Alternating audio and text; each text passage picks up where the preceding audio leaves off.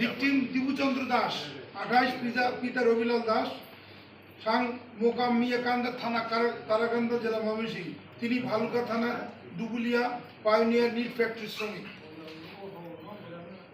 অজ্ঞাতনামা মুক্তিযুদ্ধ জনতা ভিকটিমের বিরুদ্ধে হযরত মুহাম্মদ সাল্লাল্লাহু আলাইহি সাল্লাম ও ধর্ম নিয়ে কটূক্তির অভিযোগ এনে গত 18 ডিসেম্বর 2025 খ্রিস্টাব্দ রাত অনুমানিক 21 ঘটিকায় ফ্যাক্টরি হতে জোরপূর্বক বাইর করে দাঙ্গা সৃষ্টির মাধ্যমে দেশীয় অস্ত্র দিয়ে আঘাত সহ কিল ঘুষি দিয়ে পিটিয়ে তাকে হত্যা করে।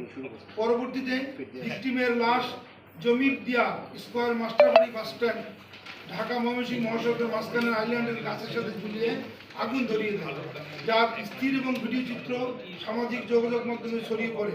উক্ত ঘটনায় ভালুকা থানা মামলা নম্বর 26 তারিখ 19 ডিসেম্বর 2025 খ্রিস্টাব্দ ধারা 147, 149, 302, 201, 297, 34 পেনাল কোড রুজু হয়।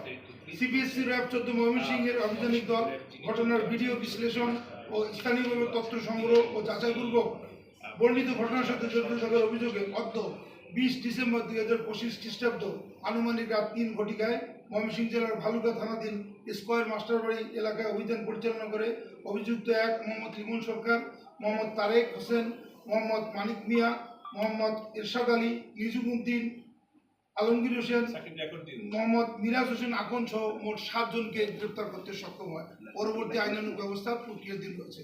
আপনাদের ধন্যবাদ।